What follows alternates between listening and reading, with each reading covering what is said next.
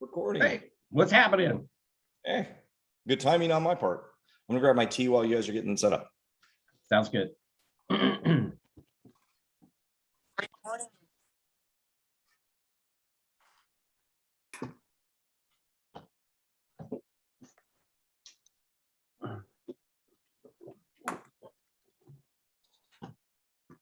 Hello, everybody. Hey guys. How we doing? Hello, how's it going? Good. Well, Bob is trying to get everybody let in here. Any questions or comments on progress here? Don't everyone speak at once. Sure. One thing that we are looking into, so with our booth events, getting somebody to wear a superhero costume and all that stuff, we've actually reached out to local cosplay groups here in Seattle, because a lot of these people make really, really, really cool outfits. And a lot of them don't have very good jobs. So we reached out and said, hey, does anybody want a job where you, instead of going to, Comic-Con, you come to our booth and people can come and get pictures with you. So we're getting some people to do that because we got some pretty cool outfits out there. So we'll see how that goes. Yeah, that's interesting. Are you saying that 26-year-old adult males into cosplay living in their parents' basement aren't terribly highly compensated? Not really, no. I just wonder if you need a background check for those guys. Yeah, I just wonder if I would, in the studies. I just wonder if I would want a background check for those guys. We might, yeah.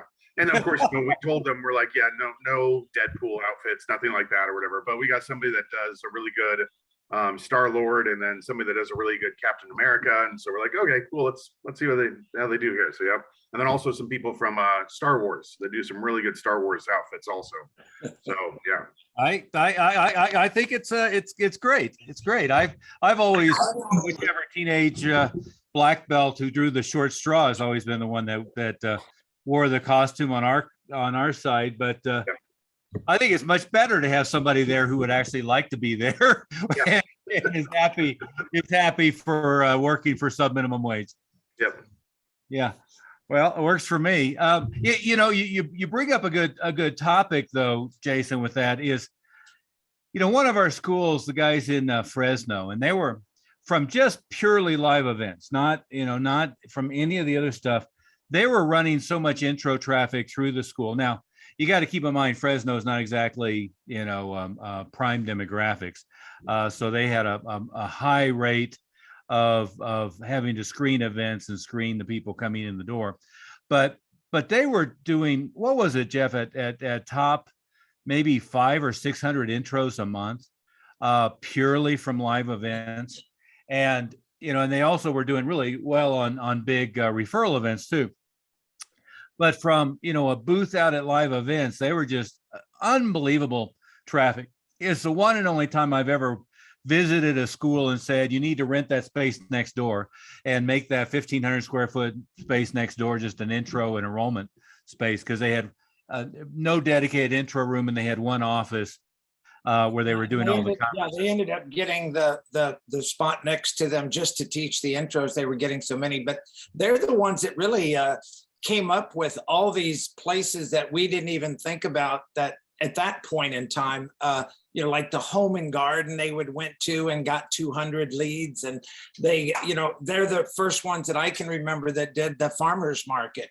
And they did that several days a week with the farmers market, but that was their ongoing thing was all the live events and for their area. But they anyway, and then that was kind of when we told everybody, every time they would ask us, should we do something at this event? And we would all repeat the same thing, is as long as there's a group of people there, then go set up a booth, because you have a chance to catch people. It doesn't really matter what the event is, because if it's an adult event, most of them are going to have kids. And I think a few of the ones that we might have eliminated were the ones where there was a lot of alcohol going on. But other than that, I think, well, places. To be fair on that one, Master Smith, the reason they ended up at the Home and Garden show was they were attracting a huge flood of poor people. And they were trying to sort out events based upon income demographic, which is a more difficult thing to do, right? Because a lot of these big live events, our experience in Denver was one of them that I remember was it was called the People's Fair, and it was mostly a nonprofit deal, and different nonprofits set up booths, and and then a whole bunch of different people serving food and so forth. And I concluded with that event that it was basically where broke people went to spend the weekend because it was a cheap way to go, because it was we always get a flood of traffic, but it was just horrible, economic demographics of the people who were there.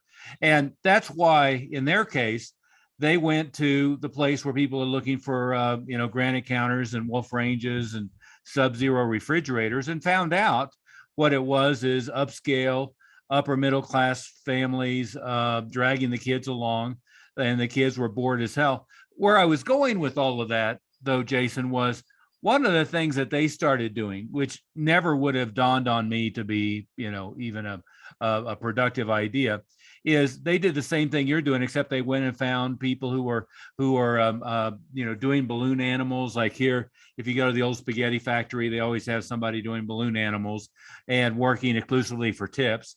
And then they found somebody who was doing face painting.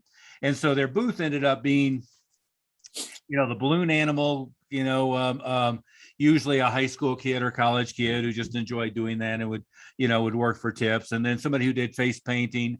And so they would paint butterflies or whatever on their face.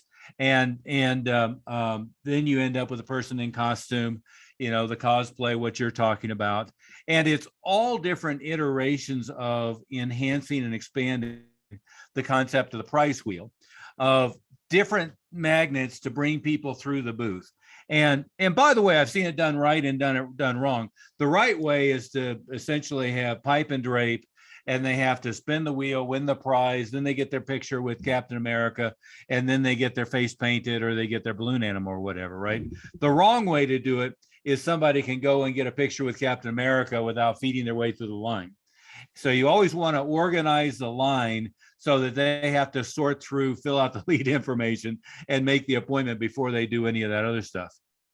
So my sister, years back, had her do face painting before COVID. She moved away, so we don't have her do that. But the nice thing about that is you'd have people that would wait in line for face painting and they wouldn't leave. A lot of people, if they wait in line for the prize wheel and it's taking too long, they just walk away, right? Well, they would wait in line, and then we could just go to the line and easily get people to fill it out while they're waiting that 10 to 15 minutes. That was nice. Yeah. Something else too. So we're getting into our Magnolia Farmers Market. Before COVID, we had a program director. He was only with us for about 3 or 4 months. He tried to get into the farmers market, and he said, no, they're not letting it. It's only for It's only for people selling food. And I reached out to them, and we're in. So yeah, again, as you always say, don't take no for an answer, just keep pushing. And yeah, we're going to be in 2 Saturdays from now, which is Labor Day, which I'm not sure how that will go. But anyway, we're going to be there. We'll see how that goes. Well, and you're illustrating also a owner operator's entrepreneurship versus an employee's oftentimes lack thereof, right? And it's that spectrum of why you want them compensated. I always want full timers, but then I want them compensated as closely as possible to where they're going to think like and behave like I would in the same situation, right? And along the spectrum, you send a part-timer out to go try to set something up, they get a no for an answer really easily. You send a full-time branch manager who's compensated on percentages and they've seen other people do it, they're much more likely to be a little more persistent and a little bit more persuasive. And then you go out and do it, and it's fine, right? No problem whatsoever. And that was always the dynamic I encountered. One is I relied on myself to find all the live events because I found oftentimes our staff were not very observant. And what I would have to do is back then, and they still are, but there was all these parent magazines and different things that would come out. And now, of course, there's much more resources online than there ever were physically. But, I'd go print out the different events that are on the online sources, get them different magazines. And then at least once a month, I'd have a meeting where I brought 20 copies of everything and passed out highlighter and said, let's look for things that might be an interesting thing that we could go promote with. And then let's look through and find other businesses, because if they're advertising there, they're advertising for our clients. Let's find other businesses that might be interesting for us to work with. And it would just get people in the habit of being aware and paying attention for those things. And the other thing, Jason, is you're talking about when we got onto a long jag a couple of weeks ago on the after school programs and so forth. But that was the most difficult thing I ever had to do as a multi-school owner, was get the individual branch managers to go set those up. Now, once they were set up, they could show up and teach the PE teacher for the day, no problem. They could show up and do the after school program, no problem. I did find they would have a tendency to get sloppy on the promotion. So it really took drilling and following up and paying attention to that. But to go and talk to the school and go and talk to the, go talk to the PE teacher, go talk to the after school care director, go talk to the PTA president, go talk to the principal, was just a difficult thing for them to do. Matt Smith, you keep bringing up that one example, but there's endless. Remember, I think you were here. We were Robert Lewis. We were training him at my house, I believe, and I was talking about their intro traffic, and he kept saying, "Well, none of the schools will let us in." I said, "Well, why are we doing any training right now? Get in the car, let's go visit some schools." And this is just like the Alan Ogle story. And so we got in the car and we went, and in his case, what he said is they won't let him past the front desk. And I just walked in like I owned the place, like I was coming in from the administration building, walked back and talked to the PE teacher, walked back and talked to the person in charge of the after school care. And to be fair, I looked at their websites and looked at, who's the PE teacher, what's the layout of the school, where's the gym, and so forth. And then I'd walk to the front desk. I'd say, I'm here to meet Miss Smith. And if I remember correctly, the gym's that way, right? Yeah, okay, great. And then I'd be off, off to the races. And I think I lined up 6 in when he had been trying for 6 months to line up the first one. So it's just getting into that expectation and that habit. If you call what he was doing trying. Well, he was legitimately physically showing up and legitimately physically going to the front desk and explaining why he needed to meet with the PE teacher. And legitimately they were saying, well, let me get your information. I'll have him call you if he's interested. So that's what was happening. Now, he was calling that trying. I was calling it being freaking total lack of entrepreneurial spirit. But you're exactly right, Pastor Moody, is it depends upon on what you call trying. Yeah, exactly. Yeah. Yeah, it's really easy for people to say, oh, they won't let us do that because, right? And to be fair, Master, I mean, I've had, Tim Kovar and Dave Kovar both tell me, oh, you can't do that in California. Yeah, you don't understand California. You don't understand Sacramento. And they were wrong, but they had this blockage in their mind of what they could and could not do. And in fact, it ended up being, I'm not sure it still is the idea that we do, Children's Hospital ended up being the thing that just blew the doors off for them with elementary schools. But they just had in their mind that, California is different because. What was that, Bob? I don't know. You actually are the host, sir. So if you want to make me the host, you Oh, can. you want to blame it on me? I wasn't even touching my keyboard when that happened. Yeah, I don't know. I didn't either. You're now host. I'm happy to give up that. All right. No problem. But anyway, so Jason, you were talking about the farmers market. They finish that story though.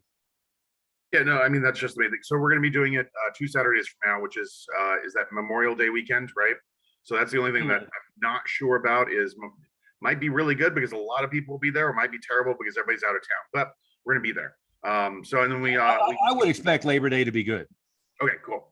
And that's the thing is like here in Seattle, movie theaters, no, they're not happening. Marie and I went to a movie 2 Saturdays ago, and Saturday evening, 8 p.m., we were one of 5 people there. That's it. No one in Seattle is coming to the theaters. So that's not good. But the farmer's market, everybody's going outside, everybody doing things there. So same thing with the schools. I'm not sure. I'm still waiting to hear back from the schools because they have their events, but I don't think they're letting more people come. They're still really worried about that. So, but the farmer's market, we'll get into that, see how that goes. And we're getting the inflatable kicking dummy. And then we just bought a power generator that can work for like 17 hours. So that way we can hook up the inflatable guy wherever we are. We've got the spin wheel, of course, and then we want to get a cosplay person there and try to do as much to get people to come over as possible. So yeah. And one Good. thing to remember, Jason, about the movie theaters, you know, Master Oliver is the master of the movies, so he knows what blockbusters are coming out, and that's, you know, I've been to a couple of those movies that he said were going to be blockbusters, and they were almost sold out. I mean, not completely sold out, but there was a very few spaces in there. You know, you had to sit down on the front row even. So check your movie and make sure you're going on the weekend that there is one of those movies there. They have been a little sparse this time of the year. So do check into that. I think in Seattle especially, it's really sparse. People are still just really terrified of this thing. So yeah. Yeah, you have a lot of sheep who have been overly freaked out by this thing. There's no doubt about that. But what you're saying is also right, Master Smith, is you know, like Suicide Squad was pretty much a flop. Movie we went and saw. Yeah. Yeah. Black Widow on the weekend it premiered did pretty good. Free Guy on the opening weekend did pretty well. Suicide Squad was a flop. I forget what else. And you know, Suicide Squad, the first one was a flop. You know, this one actually got really good reviews, but then I was coerced into seeing it, and I not sure what movie they were watching. But you know, given that, what is there something else that's done big numbers at the box office so far, Master Smith? I think Free Guy and Black Widow. Black Widow, of course, you know, I think it did 90 million at the box office and then 60 million on Disney Plus. So that doesn't do us any good. Well, I would point out there's another factor is, you know, when you do the movie theater, if you are doing one and you're outside, yeah, as some of us can be, you know, that's a consideration as long as the mall or the center that you're in has some traffic around. I would wonder if, and maybe some of you guys disagree with this, but you know, for me, if I do one of those events and if I get 50 appointments, it may not be 100 appointments like we're talking about, or 200 appointments, but I get 50 appointments in a day. I'm still pretty damn happy. That was still a good ROI. If you got 50 appointments in a weekend. Yeah. And when there's 50, I think Matt White was talking about, he got so many appointments he didn't get, and he didn't get that many. So I don't know quite if his process is right, but he got so many appointments, he couldn't get their address. And then he didn't get the V card out to him, the contact card in their phone. And he didn't do that, you know, so if you had 50 appointments, but you got their address and you got the V card into their phone and you got all the other stuff done and you were able to get them, build more rapport, your appointment rates or your show rates on the appointments are going to be higher too. So it doesn't have to be this 300 appointment weekend for it to be massively productive. So there's another consideration I just want to mention, Master Oliver. I wouldn't go to the one where, like Jason said, there were 5 people in the theater, but it doesn't necessarily have to turn into, we're only going to go when there's $150 million opening weekend movie. That doesn't need to be the case.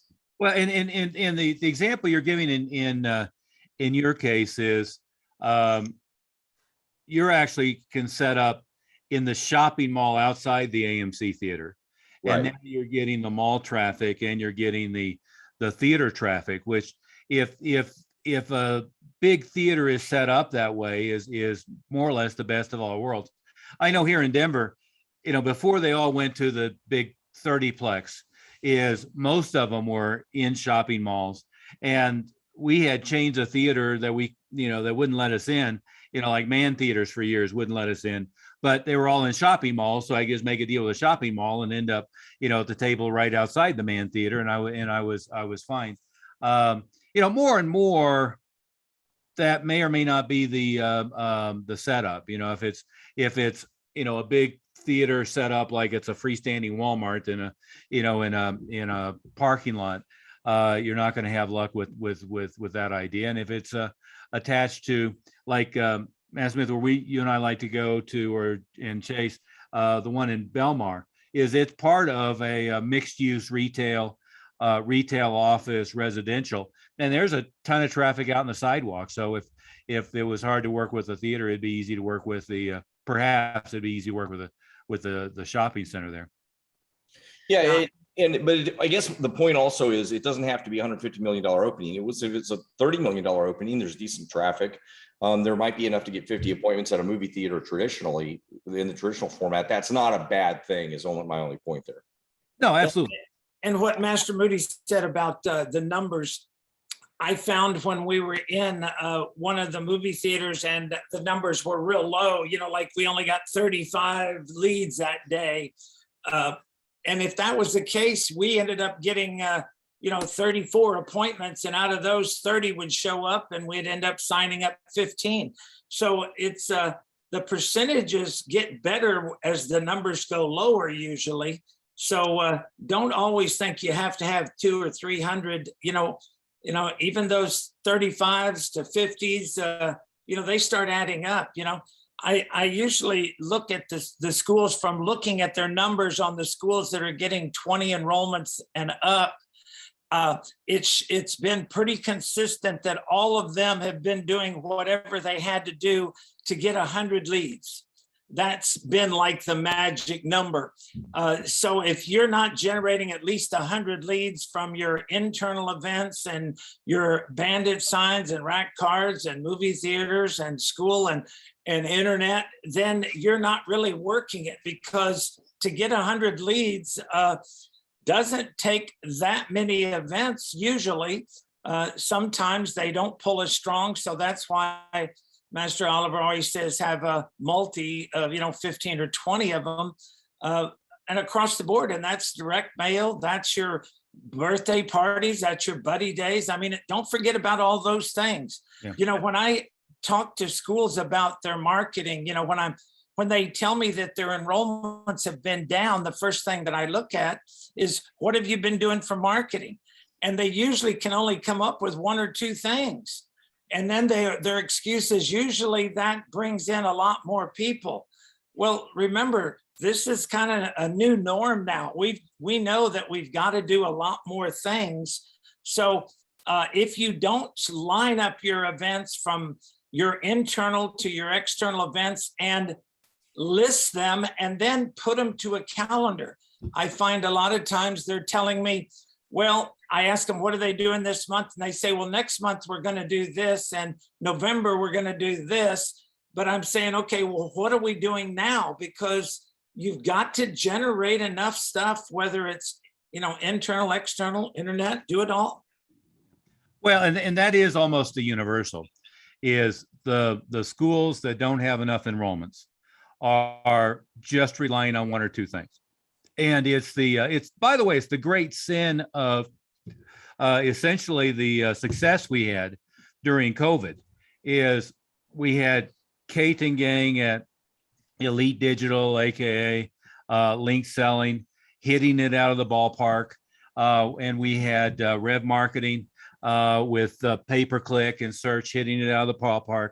And when you have an awful lot of traffic coming online that you really didn't have to go hustle for, it's easy to get lazy, right?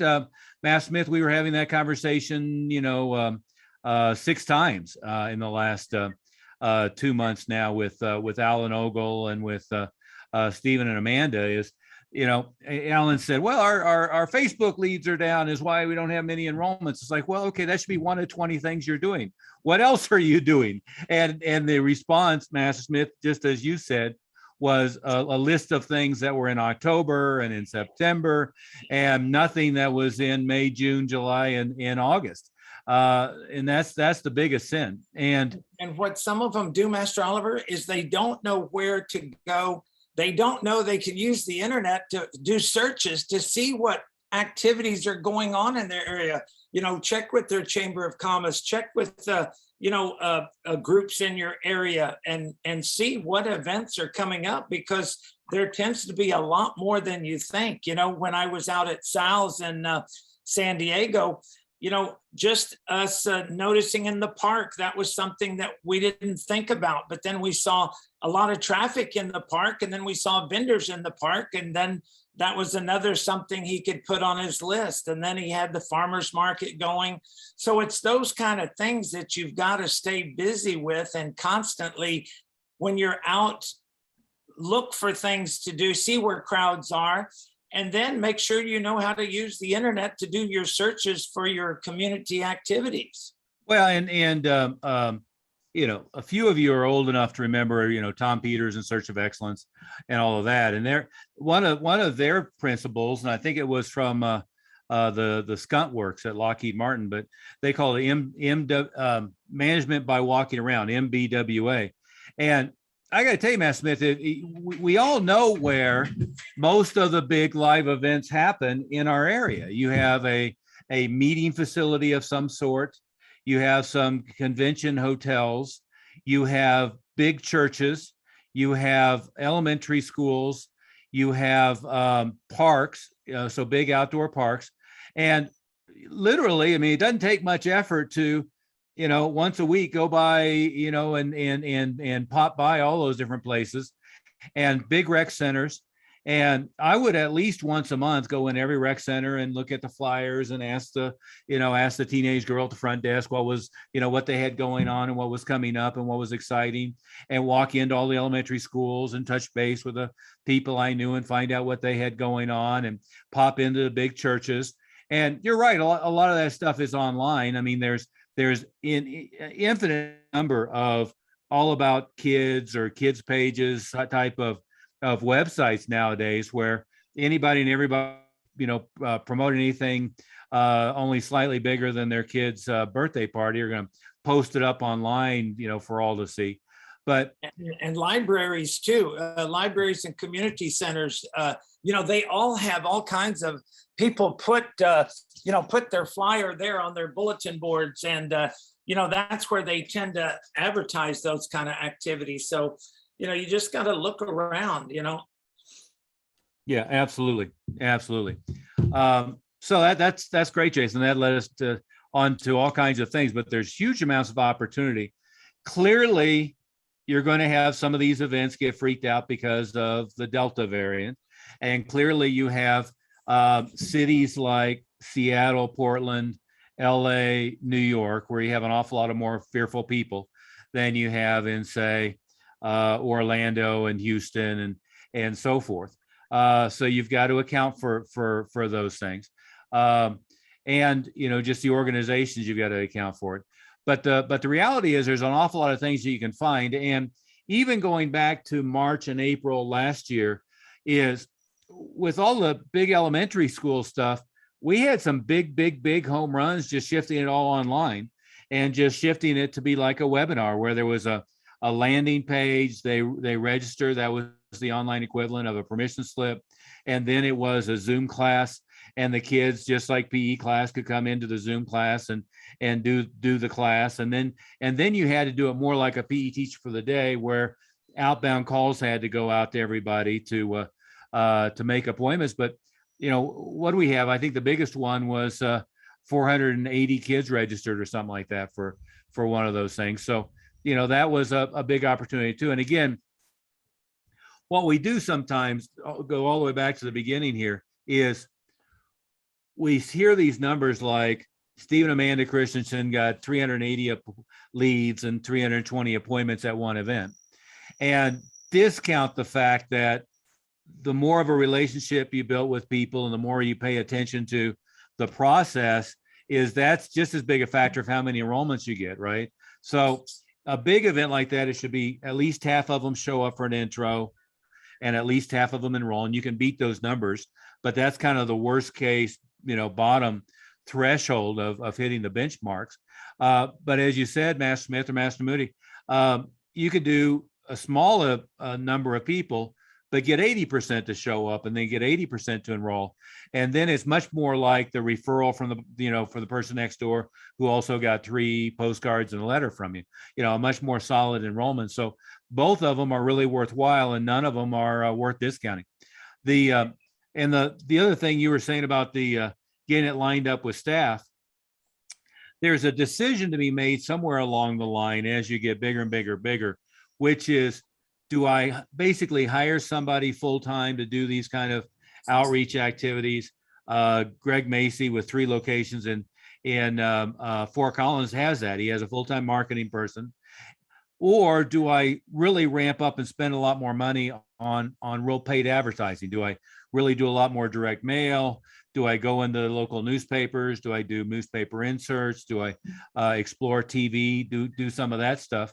And you have to have that balance, but there is a point at which there's so much stuff to do that you can burn out the regular staff by doing that. It's why on, for instance, birthday parties, I always suggest it has its own staff where if you're really going to ramp it up, where you have people who are just doing birthday parties and getting compensated so well for doing birthday parties that they're thrilled to do that. And you can get high school or college kids who will do a heck of a lot better job than most of us would do on running those things. And that's where our leadership students that are in that instructor training program, it's part of the learning process that we teach them that, that type of, we call it community service and, that community outreach program. Yeah. And if you do that now on the same hand of Master, I'll be right back. I've got to pop out. Same hand of getting a lot of enrollments and, making sure you're marketing, the one thing when Master Moody was talking about having higher percentages when you have lower numbers, well, you do if you take advantage of those lower numbers by getting more chatty, by building more rapport with them. You get them a little more time to spend with them, not just treat them like a number and they come through and you don't say anything hardly to them. So you got to learn to get them involved and communicate a little bit. So you got to learn how to build a little rapport. You got to learn how to ask some questions and get a little chatty with them and sound like a friendly, warm atmosphere. And then they're going to be more likely to want to come there because they've developed a connection. You also, as fast as we're getting these people coming in, one of the things that I see people struggling to get their active count is they're not keeping good stats on their renewals. So, each month you should have a real accurate count of your active students at the beginning of the month and each week. And then at the end of the month, when you have that monthly count at the last week or the first day of the following month, I'm going to take that active count, subtract it from the September 1st active count. I'm going to compare that with August 1st active count. My August 1st, I'm going to add in my enrollments that I got for August. And then that's how many I should have September 1 if I didn't lose anybody. And then I can actually see how many I lost and then see how much my active count went up. Sometimes you might get 15 new students and only get 2 net enrollments because you lost 13. So it's very important if you want to grow that active count. And remember, my magic numbers are always that 300, 300. And if you want to keep that eye on that 300 mark and get to that point, it's a combination of increasing those enrollments by doing more marketing and controlling your dropouts. So keep that in mind too. Yeah, I mean, everybody should be keeping a good eye on their retention rate, which is what Master Smith is talking about. And when we talk to you individually, if we ask you what's your loss rate every month or what's your retention rate, if you don't know that, the answer is it's bad. So just keep that in mind. If you think you're keeping your students really well, but you don't know that number, or sometimes we talk to you and you think you're dropping out a lot of students and you think you're doing a bad job and you're worried about cancellations. sometimes you're not doing that bad, but you're not, again, not tracking it the way he's talking about. So what other questions you guys have before we get moving on to other topics? There's a bunch of you. So unless everything's perfect, you should have some things to talk about. Can I give a quick comment on booking special events? Yes, Um, sir. One thing that just yesterday I contacted by school's back to school day thing. It's happening next Friday and the PTA puts it on. But an interesting thing is they just like confirmed it yesterday because they weren't sure whether they could actually even do the event. You know, the district finally gave it. So things that normally, usually a couple months out, you want some of this stuff booked. But we're finding a lot of things sort of popping up like very last minute. You know, I just looked last week and now I looked again and there's events on a calendar that weren't there. So just a thing for everybody to constantly keep an eye out in an ever changing world. Yeah, that's right. And that the internet is a good thing to keep track of. What we have, or what our manager has, is on a spreadsheet of all the Facebook groups that they post to every week, all the schools. They have a school information sheet where they go through every school in the 5-mile radius, and then maybe even some more that they really do want to work with. And they have all their websites, and then they just really easy can quickly click on them and open up all the web pages for the schools to their main page and their calendar page. So now it's like really fast. Once a week, they know they've got a time blocked off to go check on those pages. So then it's click, click, click, click, click, click, click, click, boom, they've got those pages up. So that's a real shortcut. And if you use Safari, and I use Safari a lot, so it's probably the same in Chrome, you can set it up so that you got a bookmark folder, and then you just open all the bookmarks. But either way, I don't want to make it too technical here, but if you just had a spreadsheet where all the bookmarks are there, all the links are there to each of those schools, you can then click, click, click, click to each of those, and then they all open up, and now you can look at all of them real quick. And there should be some refresh time where once a month at least, you're looking at all the calendar pages for the schools to see if something pops up. Schools are not great, believe it or not, even though they have their whole year planned out, you know, like when school starts and ends, when there's breaks and all that. You would think they'd be really great at knowing when they're doing their festivals and events and all that stuff, but they're not. And they might plan those. Yeah, Paul's agreeing with me there. They might plan those things out a couple weeks in advance. And they're pretty good, though, a couple weeks in advance of getting a whole bunch of kids to show up at things and parents to show up. So, you know, you could be at those and you get a lot of results. So that would be a good one. The other thing you ought to think about doing is looking when the PTO meetings are and just showing up at their PTO meetings. If we are talking at schools, you don't have to like be invited, just show up. They're public events. You also can, in some areas, join their PTO. You don't have to have a kid at the school. You can just pay $5 and join their PTO, or sometimes for free. So those are other hints you can use that then you'll automatically get information from the school, or sign up for the school's PTO newsletter. So not every school, but a lot of them, and probably some of the ones in your area, they'll have those kind of functions. So what other questions you guys have that are on different topics too? Could be the same. I got into a school in East Lake. I just knew the PTA guy, and he gave me 10 minutes, and part of that was to just provide them food and all that stuff. So those are some of the things that just calling these PTA presidents and keeping being persistent with them. But it's always good when you could always bring in food, and that's part of the Chaldina influence, by the way. He mentioned if you want to get people to rally behind you, give them food, and they'll just think you're awesome. That's what we did. Behind that. That's what we did at the movie theaters.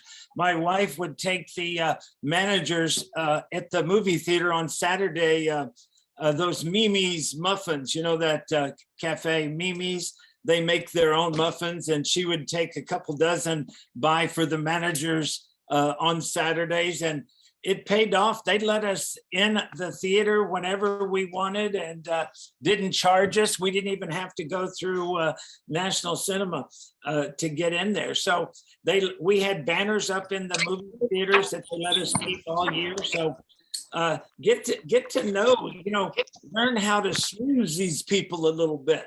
You know, learn how to get on their good side. Very, very important. Yeah. May I request, sorry, sir, may I request for the Annapolis if there's going to be time to do some sort of a renewal blitz of some sort, so we can prepare for that. Yeah, that will be done.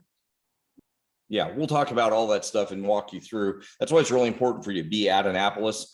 You're going to get to really focus on your school for 2 full days along with the tour. I mean, we focus on the tour of Annapolis as such a highlight because it is a really big highlight. You're going to get a lot out of that. There's no way for me to overstate or for any of us to overstate how important that tour is. But we also can't overstate how important it is to get away from your school for 2 full days of working on your business. And that's one of the things that we're going to cover. We're going to recover. I mean, we're going to not recover. We're going to cover so many pieces of your business, and you're going to make a lot more money, and you're going to make up for this time that you're leaving your school. So nobody on the call really has any excuse not to be there. And guys, that's why you really need to be, if you're not using that enrollment folder correctly, I mean, it's one of the biggest things for increasing retention. It's prepping them and pre-framing them for the renewal. That's why we have all that. That's not to get them enrolled. It's to get them actually renewed. And it's all that information is in that enrollment folder. And those character worksheets, getting the students engaged. If you're not up to full speed with that, giving out medals at the graduation and getting those kids excited about getting those stripes and medals at the graduation, because that's your proof that your system is working. These kids are doing all of this stuff that's impacting their daily lives, and the parents can see it firsthand. And then the parents don't want them to quit karate because it's not just the kicking and punching, it's all the other character stuff that they've seen a change in. And so don't miss that boat on that part. I've seen some schools that think the key to the retention is just teaching the greatest classes in the world, but it's also the pre-framing that goes into that about getting them to set their goal to black belt and beyond, and all of those things that you have to be using that black belt verbiage in every class, and you've got to have signs up in the school. So when I walk into the school, I don't have to say, is this a black belt school? I can see a sign that says that, and a black belt is a white belt who never quits, and all those kind of things is what happens to help your retention. And that's how you grow your school. Right. So yeah, and make sure you've gotten the paperwork in the mail on what the dates are and when you need to be there. So it just can't be overstated that there's zero excuse not to be there. I mean, I don't know, unless it's your own funeral or your own wedding that you planned ahead of time, and you can move your wedding, maybe not your funeral. You need to be there. That was a little morbid. Yeah. Not your funeral. We'll excuse you then, but then you have to come afterwards. So, you're starting to remind me of my old staff policy of if you miss the meeting, you have to buy dinner. And the rule was if you weren't in the hospital, you were liable for the policy. And then one time it was a night meeting. I get a call, and the guy I had an instructor who liked rocket bikes. He and LaValle had the same affliction. And so he was in jail, having been arrested for going 130 miles an hour on the highway on his rocket bike. And that wasn't me. The first thing out of his mouth was, do I still have to buy everybody lunch? I was like, no, we double it for being such a moron. It should be. That's true. If you're getting tagged by the police for going 130 or 120 on a rocket bike, you're getting the double. Hopefully to disabuse you of the idea of ending up an oily spot in the road. That's funny. Yeah, but that used to be LaValle's gang. Is every Friday night they'd go out in the Everglades and top out their rocket bikes at 150. I talked to him one time. I said, you understand a frog and you're dead, right? He goes, what do you mean? I said, a frog in the road and you die, at that speed. And he actually saw a motorcycle wreck on a raceway with the guy in full gear and bales of hay who became a quadriplegic and then decided that was a bad idea. And his level of ability to come to a senses usually lasted about 3 months, and then he'd be off to something else that was going to kill everybody around him. It's funny. Yeah. Anyway, where were we? Well, we covered quite a bit of ground, but I think we're on to any other questions or agenda, sir. Yeah. Hopefully everybody has gotten the agenda for Annapolis. And we are confirmed again at 2:30 on Friday will be the behind the scenes tour. So, plan on being at the visitor center front gate by 2-ish on Friday. And then we're going to go all day Saturday and Sunday at the hotel. And on Friday, it'll be at the Naval Academy. And we're starting at the visitor center, but we're starting in the auditorium, doing about an hour. Then we're doing the tour. And then Master Smith, we need to confirm what Captain Cal's schedule is looking like for that day. And Sal had asked about us doing the renewal blitz and doing some renewal blitz work and renewal stuff at the event. And Absolutely. we said we're definitely going to be doing that. So Absolutely. Yeah. Sir, this is our new employee, Scout. I saw that she had a question, and I just wanted to point out, tell Scout, since she's first time on, just yell it out. Jump in. Awesome. Oh. Jump in.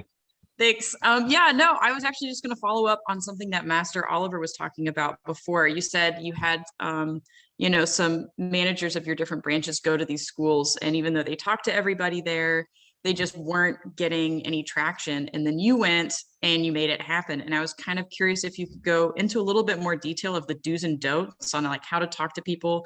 We talked a little bit about muffin giving, which I definitely took a note on, and I will definitely be doing. But I was curious if there was anything else that you definitely do when you go to the school. Make sure you emphasize, or things you like. Never say this when you're there. Well, absolutely. Absolutely. The one thing I think, which I've been beating to death recently, is don't lead with, here's a fundraiser you can do for the school.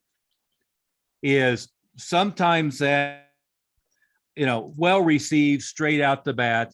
In fact, that's what we talked on Tuesday a little bit about. Gustavo had a letter going out to the schools. We had talked about that a little bit, but I don't lead with that unless I know that they're actively looking for something to do as a fundraiser, or if I know that they have promised the parents no more of this crap, right?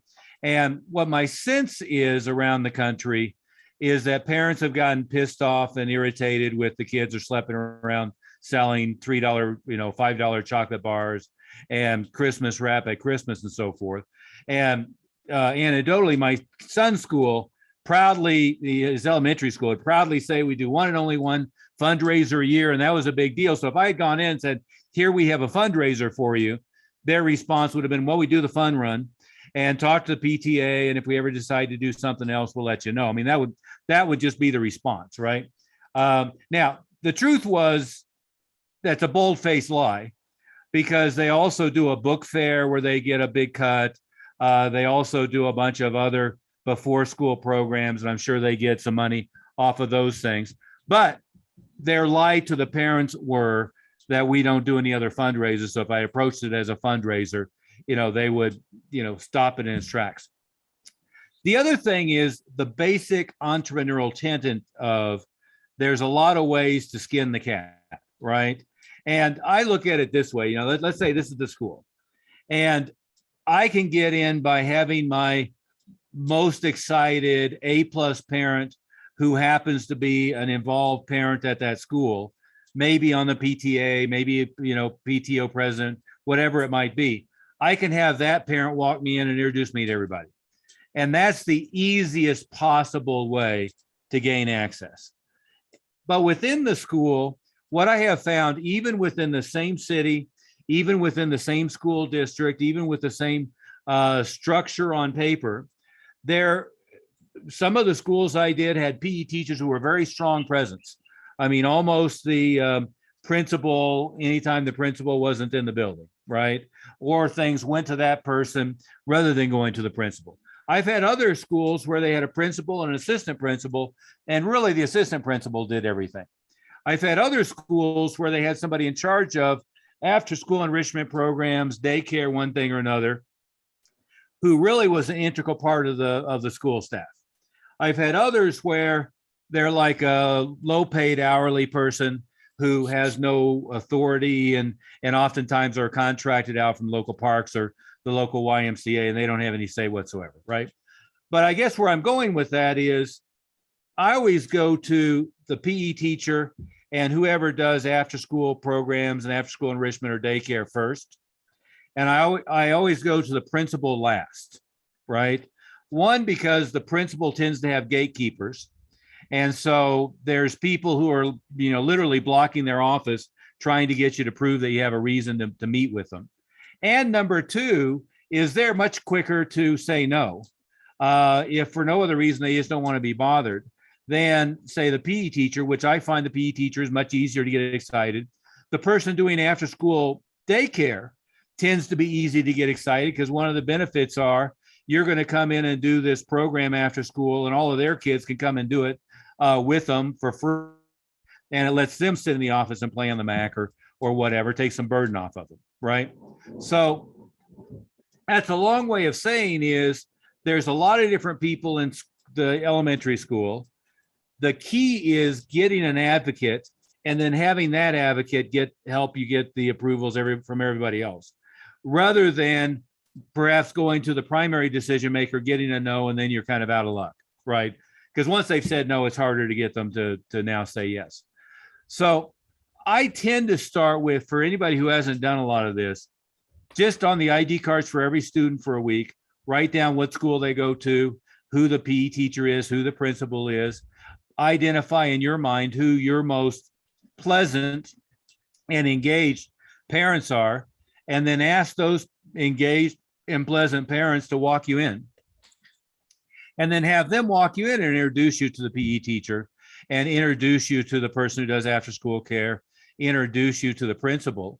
And so having somebody who's one of their parents, and by the way, I say that very specifically, if there's a parent, let's say they like the program, but they're a pain in my ass, right? They complain about everything. Now, guess what? That's not that there's things that you do. That's just that personality. And what I know is that same person, the principal is going to be ducking into their office, hoping not to have to interact with them when they walk into the school. And the PE teacher is going to be giving them an excuse not to interact with them because somebody who's a pain in the ass is a pain in the ass, people see them coming. So I don't want, the biggest, most vocal critic. What I want is the pleasure to the soul. They loved him, and maybe they're heavily involved in a very positive way in the school. And people can be heavily involved in an elementary school, but not be a very pleasant person to be around, right? You get, make sure you make that distinction. So that's part of it is have a parent walk you in, which in your case, you have plenty of parents, probably one in every school, that's there. And then secondarily is kind of batch it and do it all at once. What I always found was I could put together a packet about the program, and there's examples in the Facebook group, but I could put together a big packet of information. I could mail it to the school, to the principal, to the PE teacher, assistant principal, PTO president, after school director, preferably each of them by name. I could mail it, priority mail or FedEx to all the schools. I used to fax it to the schools, but I could, email a PDF also, not in addition to. I could make a run by every one of the schools and put it in their box. And this is in addition to mailing it, in addition to emailing it, right? And then I could spend a couple of days and probably line up 5 or 6 or 7 different schools. But what I would do is I would do all that groundwork ahead of time, so that when I showed up, they would say, oh yeah, I remember seeing that, or I saw that. And in all cases, I'd say, I sent you this. And the PE teacher, oftentimes there'd be 2 or 3 stacked on his desk, say, oh yeah, I remember seeing that. I was going to read that. Now, I never walked into one who said, oh yeah, I've been studying this and this is great and I really love to do it. And in fact, out of, 200 different elementary schools and 1,200 programs, I remember exactly one person ever initiated an outbound call to me to set it up, right? And see, that's the mistake we make, is we think, well, I'm going to mail them this stuff, and if they're interested, they'll call me. No, they never call you. And in fact, if you don't walk in and show up in front of them, they don't actually really even read it, right? And I say that because, because and I can tell you who it was. It was the female who was responsible. I think her name was Megan, who was responsible for after school care. And this is 15 years ago, who was responsible for after school care and after school enrichment programs at Lone Tree Elementary. But the only reason I remember that is it's the only person who ever responded to anything without showing up in person, setting a time during their planning period and walking through all of it with them. Does that help a little bit? Yeah. But what you want to do is you want to become ultimately a fixture in the school. You want to be the person who is showing up at least every month. You're bringing all the ladies and, men, if there are any, there usually aren't, all the ladies in the front office, bringing them muffins and bringing them donuts and stuff. You want to be the person that when there's a Halloween festival or a holiday event or something, that you're donating to it and you're showing up and setting up a booth. You want to be the person that when they do a field day, you're coming in and doing some stuff with them. And, even me personally doing it, I had schools where I had such a relationship. The PE teacher would call me first and say, I'm going to have to be out on these days. Do you want to come down and be the substitute, for those days? Oh yeah, sure. Or no, I don't have an instructor available, but I mean, that's the level of relationship, right? Is you get to the point where you're volunteer quasi staff for them. And then it's, you really have open entree to do just about anything you want at that point. I think everybody should anchor in the key point that you do mail, you do email, you do send them stuff, you do all this, but it doesn't make any difference unless you physically go over and call them and go over there and do stuff. All that stuff is to lubricate the process, not expect them to call you. And you said it really well, Master Oliver. You had 200 schools, maybe one time they inbound called you. Yeah. I mean, don't get the idea that that's going to happen. Maybe once you build a really good relationship, you'll have a few calls. I think it was somebody on the call just said, "Oh, I got a call from this school and blah blah blah." Well, great. Right. Yeah. You hit the jackpot on the slot machine right there. But that's Don't expect lightning to hit twice. Yeah, exactly. Don't even. I wouldn't even count on that ever happening again. I would expect that never to happen, and you are the one that has to go make contact and hear that message where Master Oliver just walked into the school, said, "I got to meet with this person, blah, blah, blah." It wasn't that you got some appointment from on high, that it happened beforehand. So anyway, I just want to anchor those in because I thought those were key points. Yeah. Let me make another point here off this topic, but it's that I know of in the last week or the last 2 weeks, we've had 4 schools that all got shut down because the staff tested positive and or got really sick from COVID. And in every one of those cases, none or most of them weren't vaccinated. And again, I don't get the anti-vaxxer thing. It's the strangest thing to me. I never understood the Jenny McCarthy Birkenstock wearing crowd running around thinking you were going to get autism. But I don't understand it on this one either. And in part, one of the school owners fed back to me, well, when I've had vaccines before, I got really sick with that disease because they inject you. Well, this one doesn't do that. This one doesn't inject any COVID into you. And if you're watching the news, what's happened is almost all of the hospitalizations, not all of them, but almost all the hospitalizations, 97, 98%, are people who weren't vaccinated. And by watching what's the research that's going on right now, and again, I'm not trying to be political on this, the research that's going on is if you're vaccinated, you can get it, you can test positive, you can be asymptomatic and you can pass it, which is why they're doing the mask mandates for people who are vaccinated. But being vaccinated pumps your immune system up to the point that essentially the odds of you ending up in the hospital, of you ending up in the fatality, and the odds of you having anything more than mild symptoms are minimal, right? So again, there's all this weirdness that goes on this stuff.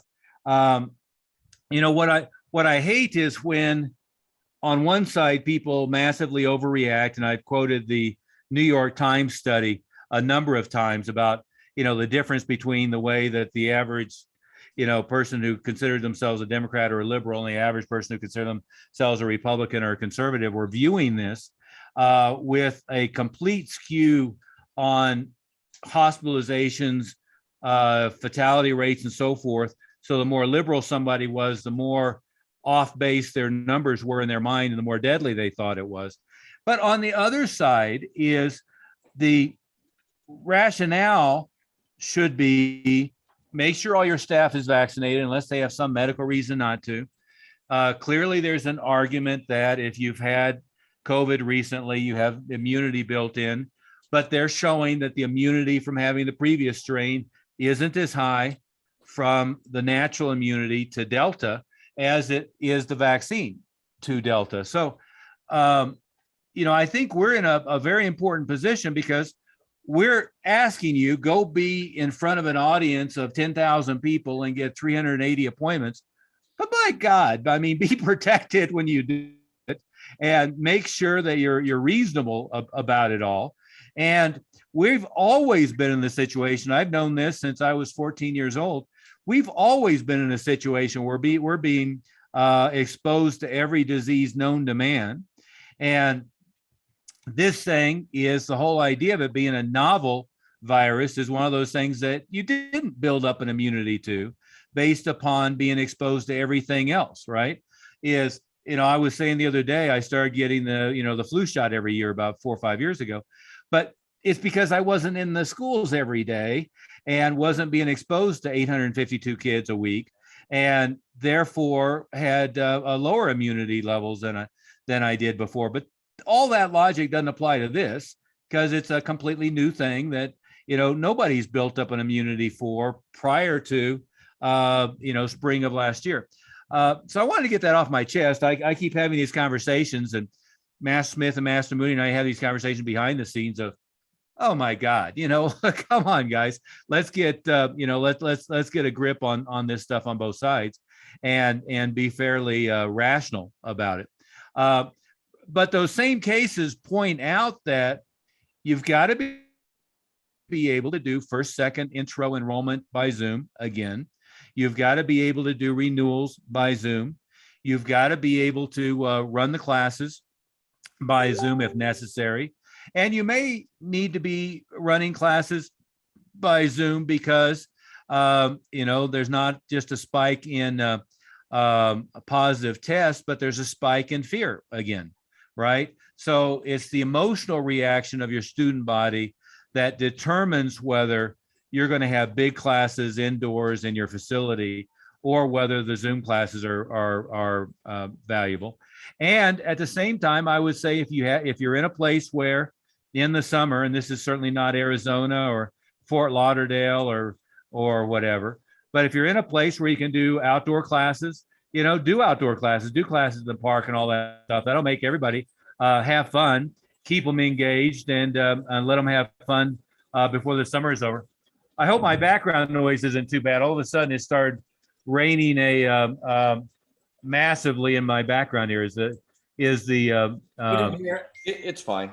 It's Yeah. fine. This mic does a good job of not picking up all the background noise. No, it's fine, sir. Yeah, all I know with what you're saying, sir, is I've known a lot more people to get COVID in the last 3 weeks than I've had known the whole pandemic.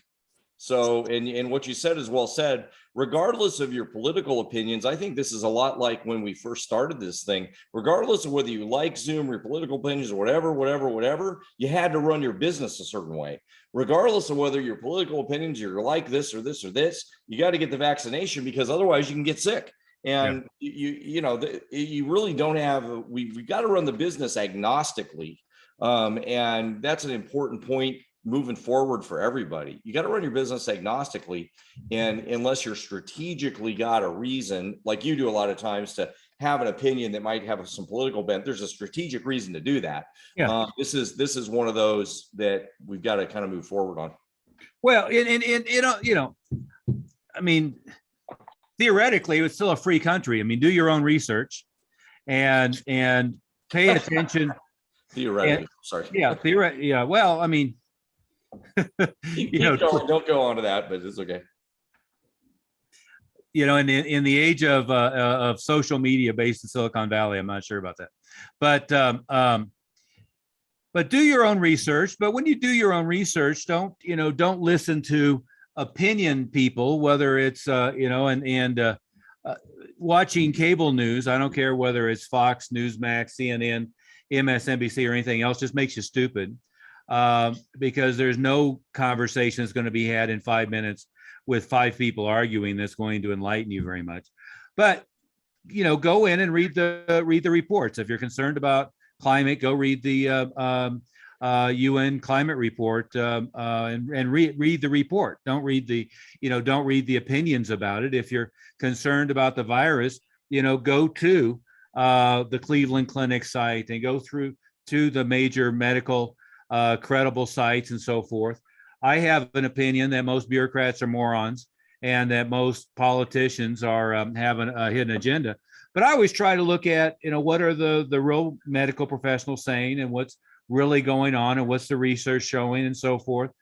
I've heard recently people all pissed off about a booster shot. It's like, well, okay. To me, if this is like the flu and there's a new version every year and there's a new shot every year, so what? I'm getting the flu shot every year now. It's just not a big deal. But what we've got to do is we got to put all the pieces together to make sure that our business goes up another 20% in the coming 12 months or more. And what we know is you may well end up in a situation where you have to shift to Zoom. And so if you've completely abandoned Zoom, saying I'm done with this crap, and then it spikes again, you've got to reinvent the wheel. I've had that conversation, Master Smith, 3 times in the last week of, okay, remember, here's how you do a first intro on Zoom. Here's how you do a second intro. Here's how you do the enrollment. You have to prep on this.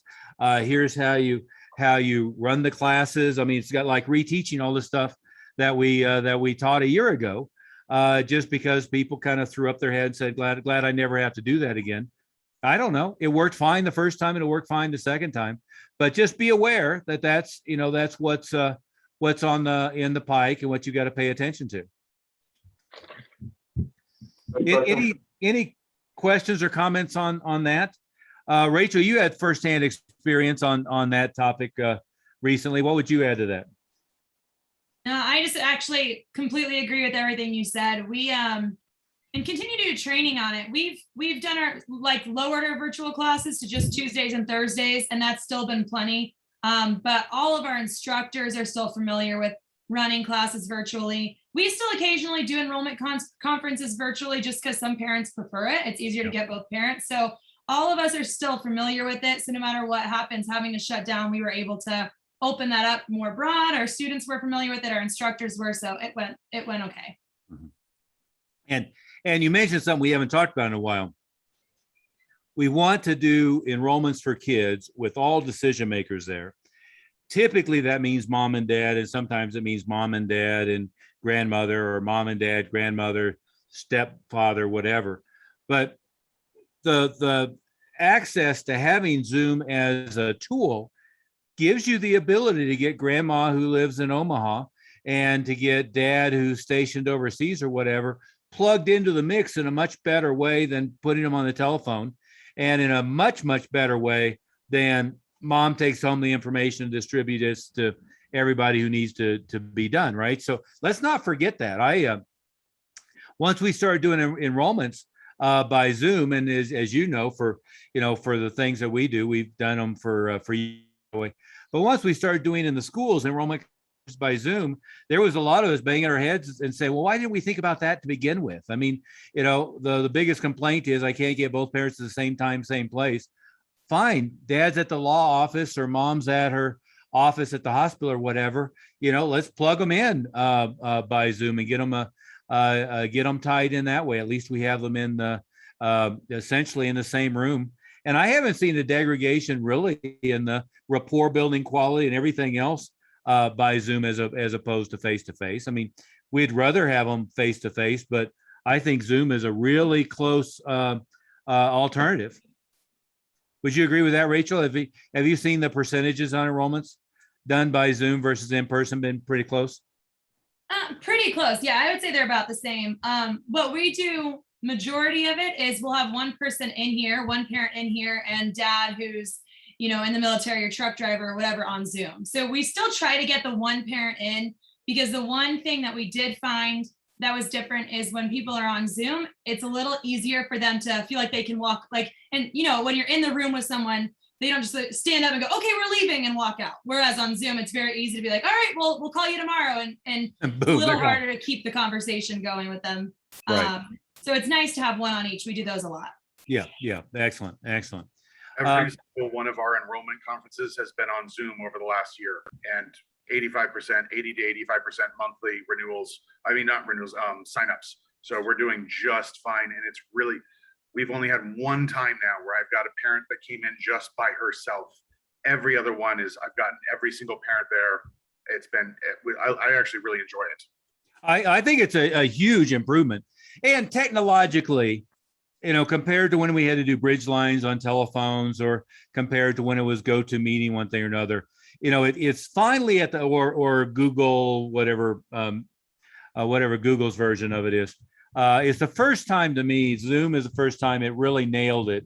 And it's pretty damn close to you're all sitting in the same office, right? So this is the first time the technology really caught up with the need. And thank God that COVID hit when we had all this technology. Whereas I can't picture if it was 20 years ago. You know, so many of our options would have been dramatically limited. That's a question. Yeah, go ahead. So next week we're having a testing, and there's a park that's only about 2 miles from me. It's, I'm trying to get my screen set. The national, it's like state park. So I was wondering, should I have it on the water, like on the beach, or should I have it like in a field? Something about the park, the water's closed. I think maybe it's back open because of E. coli. I'm thinking if it's at the beach, people can see it. My only fear is the leadership's either going to demonstrate their side or confidence they learned last month or last month. So I'm just kind of worried they see a 6-year-old flip around side. They might think or just do it and yell at us, so put them away. You're saying should you actually do the outdoor event on grass or on sand or dirt? Is that what the question is? Well, if those on the beach, people be watching, like, so moms and the kids at the beach, oh, look, you're doing karate, Billy. Then I give them a flyer and get their information. I would actually do anything where you're going to have to physically perform on as stable a surface as you can. And then if you want to go market to the beach, go market to the beach. We've done a couple of, several over the years of doing intramurals and also doing black belt tests. We had done obviously several tied into COVID and outdoors, but we had done that stuff before. Sometimes through no choice of our own, we'd show up at a high school and they wouldn't remember that we were coming. But, being out in the park, if the weather holds up, is just fine. The funniest thing we had recently at doing an intramural is they wouldn't let us chalk the ground. So the rings were actually masking tape out on the grass, which does not work very well. I will point that out for everybody. So we had a couple people who stepped through the tape and ended up wrapping the tape around them while they're trying to do jump kicks and so forth. It was rather entertaining. But no, I wouldn't do on the rocks, on the gravel, on the dirt as solid a pavement as you can. And frankly, we've ended up doing things that, like in a parking lot with tennis shoes on blacktop, and that's miserable. If it's at all warm out, it's an absolutely miserable experience. Grass, keeps it from becoming a ridiculously hot or dangerous environment. I had some guys do an MMA fight at a casino. This was years back, and they did their first outdoor event. And the mats they put on, people were getting 2nd-degree burns, 3rd-degree burns on their feet. Their skin was sticking to the mats. It was awful. Yeah. Black Belt, Black Belt magazine. Jeff, remember when they did the the Black Belt Hall of Fame event in Universal in LA. And there were somebody who didn't think it through, did a big demonstration outdoors next to the movie theater, which is the biggest. I think that was Ernie. I think it was Ernie's guys. Was it? I don't know, but they had these mats outdoor. It may have been. It would be typical of Ernie. They weren't wearing shoes, but they had the mats. But the mats had the mats had to be 150 degrees on the surface. It was absolutely ridiculous. And if I remember correctly, they had black puzzle mats to boot. So you do have to be aware of not being stupid when you do things like that. So, okay. So that was a unique subject, but going back to Gustavo, did you get the feedback on that letter that you had posted? No, I did not. Sorry. No, that's okay. We had talked about a little bit on Tuesday, and the first thing, and it's what I had said a minute ago about going out to the schools directly. To me, it had way too much emphasis on raising money for the school, and didn't lead with an emphasis of the benefit to the kids, number one, the benefit to the teachers, number two, the benefit to the broader community, number three. Right. And if it were me, and again, the letter is only, I'm not sure what the word you used, Master Moody, a minute ago, but grease the skid, to plow the field, to prep the battlefield, whatever you want. Lubricate is what Lubricate. Yeah, there you go. But the information you mail them is mostly just to get them aware of you, not to get them to actually read it and take any action, right? So, and it begs the question of, then why do I FedEx them the letter? Well, you occasionally get somebody who calls you, but mostly what it is when you walk in, they're already aware of it. And in fact, perhaps you've, overwhelmed them with information to the point they'll listen to you just to get you shut up and stop mailing them stuff. You've overwhelmed them to the point where when you walk in, they go, "Oh yeah, you're the guy. I haven't really opened any of your stuff yet." Yeah, I've got your stuff stacked in the corner of my desk. But the problem with all of the terminology, fundraising, and about the money and so forth, is the pushback that a lot of them have gotten on doing fundraising, and therefore their natural tendency to say, yeah, but we've got all of our fundraisers lined up for the year. We'll put it on to discuss for next year. Okay. Now, by the way, the PTA I find to be the opposite, is oftentimes they've been tasked by the school to go figure out where to get us extra money without pissing anybody off, right? Which is behind the scenes the way that conversation goes. So would it be okay to send the letter that you have from me to the PTA better? Well, yeah, but I would still lead with benefit and lag with, and here's the way the finances work, right? And, so if I were saying to them, each of the kids pay $49 for the program, we pay as a contribution to the community. We pay for all the hard costs, which will give them a uniform and blah, blah, blah, blah, blah.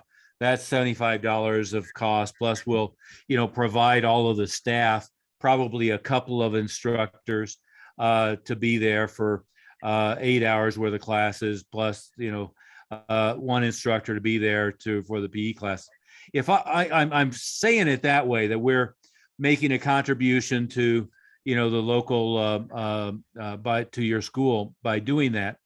Plus on the $49, we donate that 100% back to the school, right? I don't mind that, but it's almost like that's the PS, it's not the gist of the letter.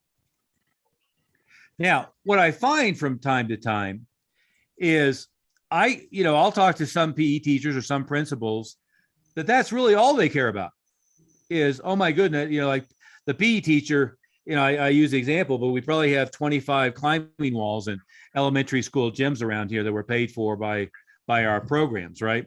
I should have made a deal ahead of time. You have to put our logo and, you know, web address on it. But you know, sometimes I'll talk to a PE teacher and it's only when I get there, he goes, you know, I'll say, well, are you raising money for anything specific? Oh yeah, I really want a climbing wall. Okay, well, how much does that cost?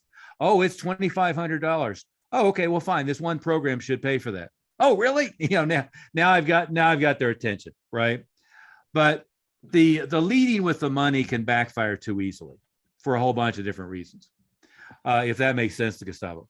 The other thing I always try to do is whatever I send them, I just like we would do for an intro, I stack up all kinds of testimonial content, right? So like we talked about last time of pulling all of your Google reviews and formatting them, you know, I would love to have, you know, right on the cover, a little essay by Mrs. Smith, whose son or daughter is a 6th grader who has gone from D's to A's, and have that be the first thing they see, right? You know, where she says, as you remember, my son, when he was in 2nd grade, he was a pain in your butt, and you guys were really worried about him. But then I enrolled him in martial arts. In fact, I think it was at Mrs. Smith's suggestion, and he is now, I think anyway, a star student, and he's doing great at the school. And I attribute it all to, right? I mean, if I could pull it off, I'd love to have that be the first thing they see. And then the rest of it is about how you can come and have that kind of impact on a smaller level and then on a bigger level on as many of their students as possible. Is there a specific benefit you want me to lead off with? Or could it be like a seasonal benefit, back to school, bully defense, you know, mid-year, you know, now you got the kids with the ants in their pants and blah, blah, blah. I think you have a too shallow a view of the benefits of what you do. Okay. Okay. Think more deeply. Last time you did a black belt test and you promoted 5 kids to their black belt, what kind of transformation had it made in their lives? Right. And that transformation wasn't ants in their pants. Right? The bullying thing is interesting. Master Moody, speak to that on the pros and cons of approaching the schools on that angle. So that's a really good point, that when you start talking about bullying, it can backfire with you. And everybody should watch the bullying webinar that we did, Master Oliver and I did, because it really talks about it's in the Facebook group, if I remember. It's in the Facebook group. Look at the instructional webinar. Every single person here should watch that. We've done some really good instructional webinars, and you'll really learn you may be talking a lot of BS about bullying after you watch that. And so what can happen is you go into the school and you talk about bullying, and then they have a program that they're same, just like the fundraising, and can backfire on you that way, where, oh yeah, we have a bullying program, we do XYZ, and then it's going to come across like you're going to conflict with what they're doing. So that's one of the conversations. You can use bullying prevention content to connect with the schools, but the way the conversation needs to be is more like, okay, what are you guys doing about bullying and student safety? And then you get the information from them, and then you dovetail what you're doing or what you can do to complement what they're doing. So if you just go with a letter saying you can do blah XYZ, that can be a lot like the fundraising comment Master Oliver made, where it can push them off. Oh, these guys want to come in and do bullying prevention. We're already doing that. We've got Joe Schmo that's doing something, and then, you know, it backfires on you. Yeah, and they can read what you say about it as being contradictory to or working at odds with what they're already doing in that area. Right. Yeah, that's exactly right. Yeah, that's what I was saying. I'm sorry if I wasn't clear on that, but that's exactly right. Yeah. Now, again, that doesn't watch that instructional video, and it really talks about it in detail, and you'll know why. Their program may suck, and in more cases than not, it does. Yeah. And you'll realize it after you watch that video why, because most of what everybody, unless you've done that, you'll most of what people know about bullying is BS. But that you don't want to tell them that, because it's in a vacuum. That's why conversations are really important. Mm-hmm. So yeah, and when we I'm sorry, I didn't mean to interrupt. Go ahead. Oh, no, please. Yeah. When we get there in front of them, a lot of this, and Gustavo, you've been around for years, so you would know this, but when I put it in a letter, what that is it's having a one-way conversation, right? It would be like if I put somebody on a video meeting or I walked in their office and I talked for 30 minutes and didn't ask any questions and didn't let them tell me what they're already doing.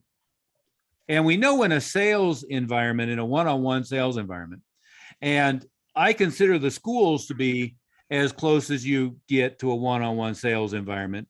Because, I mean, you only have whatever number it is. You know, let's say our average school had 20 elementary schools with 250 to 400 kids each, right? So each one of them were really important. And each one of them would merit me spending 10 hours building the relationship with them. So it wasn't like I was sending out a letter that was going to go to 10,000 people. And if it turned some of them off, it turned some of them off. If it turned some of them on, great. And I was playing those ratios. Does that make sense? So what I want to do in a sales environment is I want to ask way more questions than I talk. And I want to listen to the answer so that I know where to go with the conversation, right? So if I was talking with a principal, can you give, one of the things we're doing is we're working with public and private schools in the area where, you know, a resource, an awful lot of what you're already teaching to the kids. We can have somebody come in a black belt who's a really good teacher, and we may say the same thing you're already telling them, but a different person coming in as kind of a Superman / you know, black belt has a whole different impact on them. And what we want to do is understand what you're already doing, what you're accomplishing right now, and where you may feel that there's some ways that we can contribute that would emphasize what you're already doing well, and perhaps what some things are where there are gaps that we could fill in for you. And now I have that conversation with them. I'll learn all kinds of stuff, right? So, you know, I had elementary schools where their theme for the year was peak performance. Well, there's all kinds of great books on peak performance. There's different stuff. I could come in and do, you know, 5 hours on how to be a peak performer and use their language, which I know, you know, what it is they're trying to do, right? And by the way, then they're you know, your buddy for life. Mr. Dunn, can you back out whatever background noise is floating around? If that makes sense, Gustavo. So It does. So should I even bother with the letter or just try to stomp the pavement and hit the schools personally? No, definitely. Both. Yeah. Both. Yeah. Do a letter, but do a packet, right? So the packet is a ton of an introduction to what it is you do, what the program structure looks like, you know, a ton of positive testimonials. Again, in the ideal world, you know, on the cover, one from one of the parents of their school from a turnaround case. Now, I usually wasn't organized enough to have that happen. And once you have it, tons of testimonial letters from PE teachers and principals and other educators, preferably ones that they're going to know. I mean, you know, Mile High Credit, we had a packet with 20 pages of testimonials and 20 pages of reference letters from other elementary school staff and the cover letter, all of that kind of stuff. But the reason for the letter is to introduce you to them. So when you show up, they know that they've seen it. Okay. And it's not that some of them occasionally, you know, you may have not been here for my example, but my example earlier was that out of 150 or something schools that I have personally done over the years, I've only had, Melissa was her name. I only had one, Melissa, who ever called me, who was the person in charge of after school enrichment programs and after school daycare.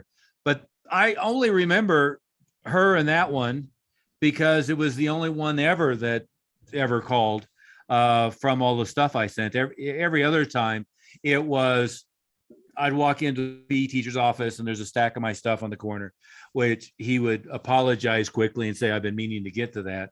And I say, oh, well, that's no problem. When's your planning period? Let me walk you through it. Oh, okay. You know, and then we're off to the races. And you remember, the crazy part is you remember because it was so damn unusual.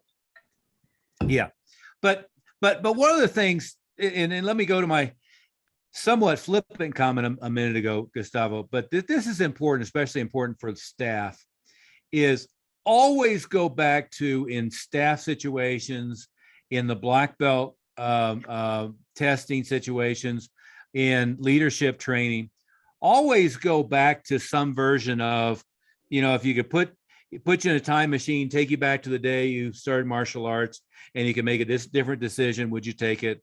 If I gave you $500,000 or $1 million and put you in the time machine, would you take it? Always do some version of that with all of your staff, but also do it with yourself, right? Is one of the reasons for having the new black belts do the essay of what has martial arts done for me is it puts you in that mode of reading them, internalizing it, being emotionally engaged, and really having a belief system in what you do, right? And what we end up sometimes is we take off the martial artist hat and we put on the business hat, or we put on the athlete's hat and forget the teacher's hat. And then when we start describing what it is we do it in analytical ways, or we do it at a very surface level and without depth of emotion, right? And the depth of emotion is understanding how many lives you've turned around, how you rescued them, how how this kid was all drugged up for ADD, ADHD, and now he's off to West Point, whatever the stories are. But having all those stories and having that depth of emotion then comes through in your writing, it comes through in your conversations, and it keeps the staff, frankly, from becoming the self-righteous, he's only in it for the money kind of crap that definitely happens in our industry for whatever reason. Does that make sense? Yeah. Yeah. Well, this helps a lot. So Albert, can I'm I- sorry, my phone faded out when I was just pulling the switch. So I vaguely heard, so send the email, send the regular mail, send the FedEx. Is that correct? Well, yeah, send it to them in every way you can. One of the things that I would ideally do is a couple weeks before school goes back in session, they get a FedEx at the school and it's sitting on their desk when they show up, right? And then as soon as human beings were in the building, I would go by, you can do 20 in half a day. I would go by all of them and I'd have a packet addressed to the PE teacher, one addressed to the principal, one addressed to the after school care person, one addressed to the assistant principal, if there was such a thing, one addressed to the PTO president or PTCO or whatever the heck they have there. And I would make sure that as soon as they showed up in the building, in their box was my packet of stuff also, right? And by all means, email it to them as well. But then when you actually show up, they have no excuse having it, which again doesn't mean that they will have read it, right?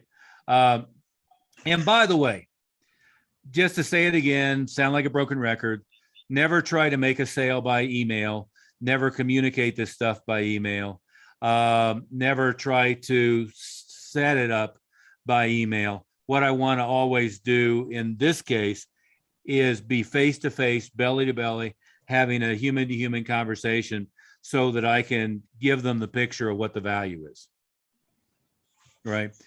And I don't mean to be overly skeptical about email, but email is great if it's your bank sending you a notice. Email is great if you're just trying to share a PDF with somebody. Email is awful for having a conversation. Okay. And email's awful if you expect somebody to respond to it from a conversation. If you're just popping an email out to somebody and expecting them to have a response, the deliverability of email might be 20 or 30%. Yeah. So when we get driven nuts when we say, so what'd you do to contact somebody? And they say, I sent an email, I'm waiting for the response. Don't assume they ever saw that, ever. It's just insanity. Oh yeah. Yeah, email is dying a slow and painful death. And I'll do you one better, Master Moody, is it's really easy for them to hit return or reply and say no. And then it's really difficult to get that conversation to go anywhere from there. Well, or they just delete it and then you're in Never Land. You don't know Yeah. what's going on, or they never saw it. I mean, there's just a million things that are Yeah. bad about this scenario. Yeah. And by the way, because it works that way, if you do get somebody saying we want to cancel or no, we're not going to do it or whatever, hit delete on that too and get them on the phone and get face to face. And if I could just clarify for Gustavo on those essays that we have our black belts do when they're going for their first degree, it's what earning my black belt at Sterling Mile High Karate has done for me. So make sure it's your school name in there, not just getting a black belt has done for me, but earning their black belt at, like in our case, Sterling Mile High Karate or Thornton Mile High Karate. And then for those that have been doing the instructor training that are getting certified, they do one, what teaching at Sterling Mile High Karate has done for me. So we want them to reemphasize what they learned from the teaching process of earning and getting certified as an instructor, just like what it meant to them to earn their black belt at our school. Yeah. On that note, we're way over our time limit here. Any last pressing matter, or should we call it a day? Make sure you've got your hotel in Annapolis. Last I checked, all of them were getting pretty busy. And it is a busy time of year at the Service Academy because they have reunions and one thing or another going on as well. Okay, on that note, we'll call it a day. Thanks, guys. Thank you. Master Oliver, is it going to kick me off? I have a